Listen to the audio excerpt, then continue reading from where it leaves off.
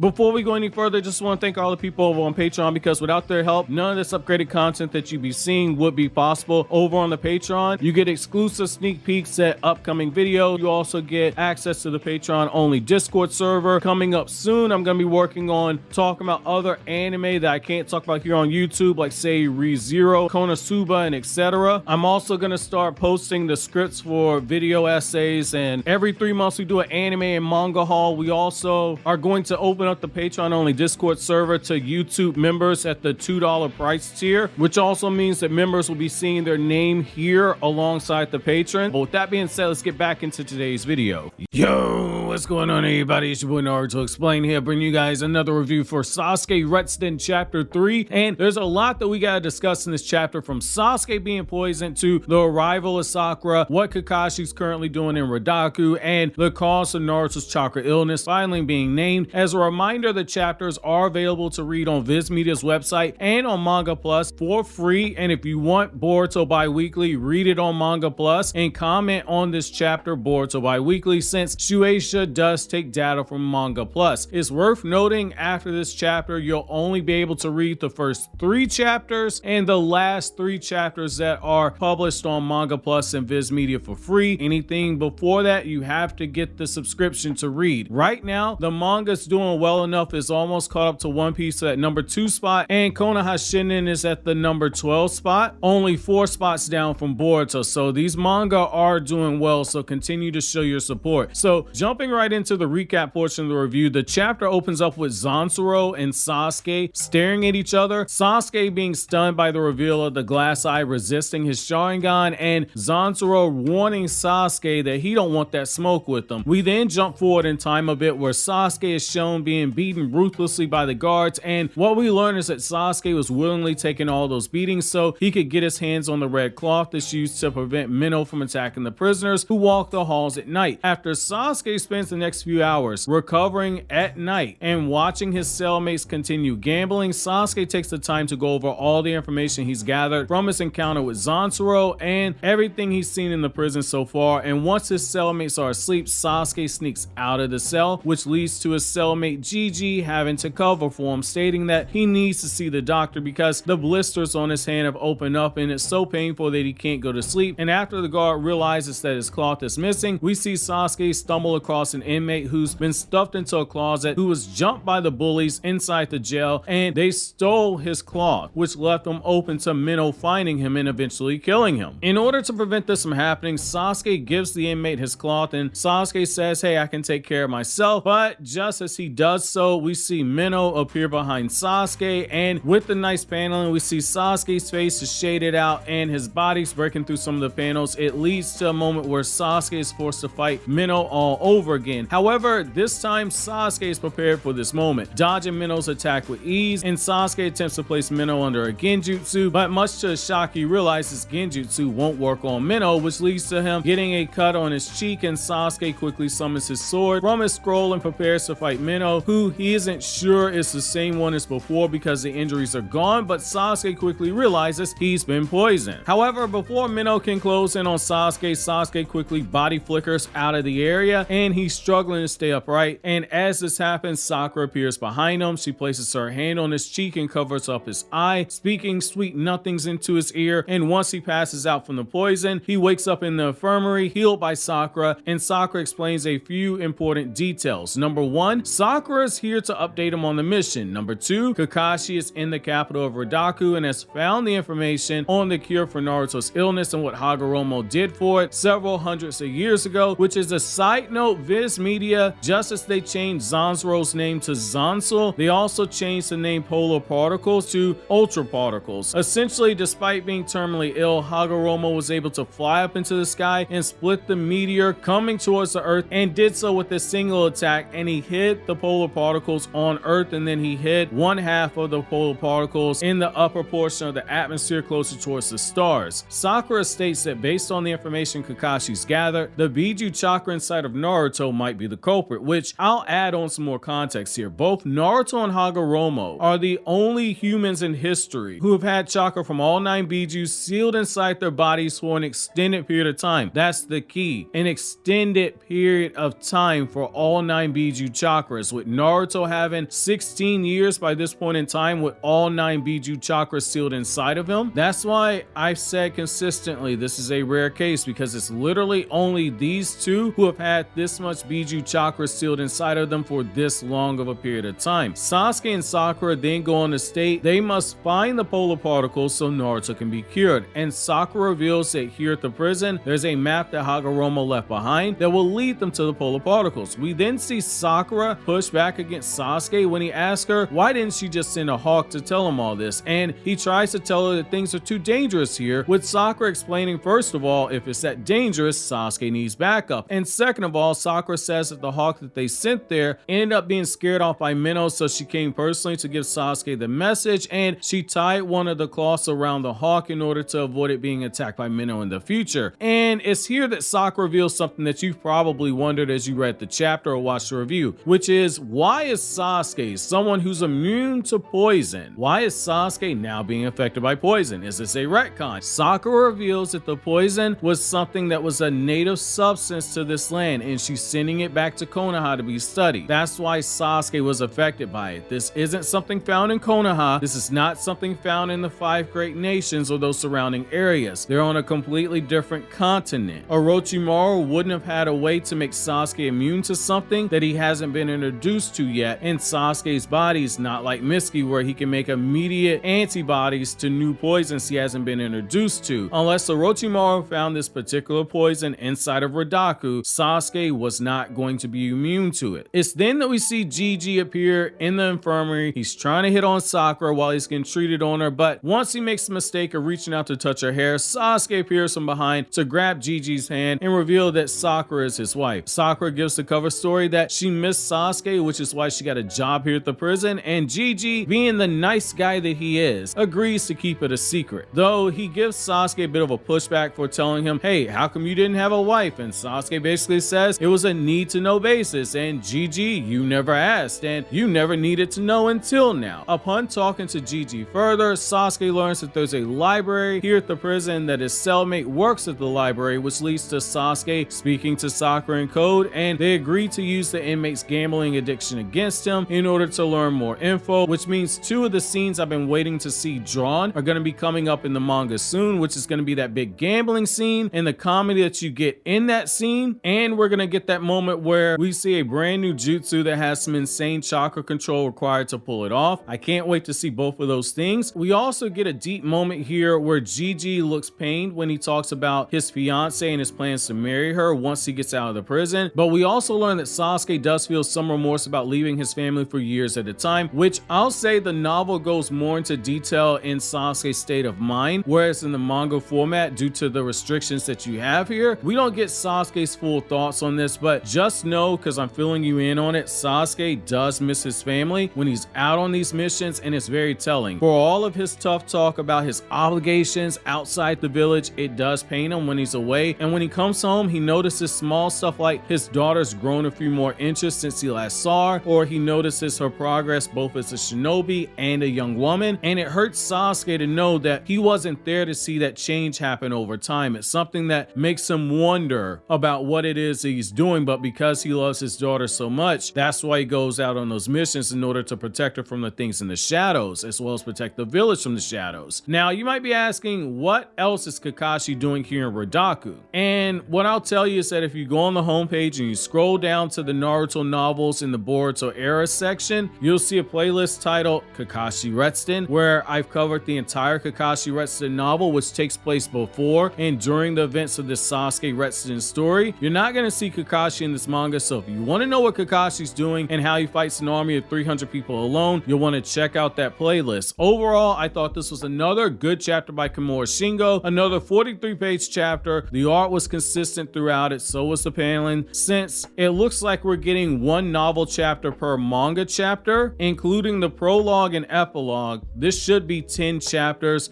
but given the length of each chapter so far, if this pace continues, this is going to be 3 volumes of material, especially if the epilogue is 50 pages in length like the prologue was, because otherwise making this into one long manga volume of 500 pages is going to cost a ton of money to buy. That being said, my chapter question to you guys is, which moment stood out more to you? Hagoromo splitting that meteor in half despite his illness, the same illness where Naruto's having trouble standing upright, or was it Sasuke and Sakura meeting in this chapter? While you think that over, click here for my Chainsaw Man video on Kryptonian Saiyan, or click here to watch the Kakashi Retsuden playlist I was just talking about.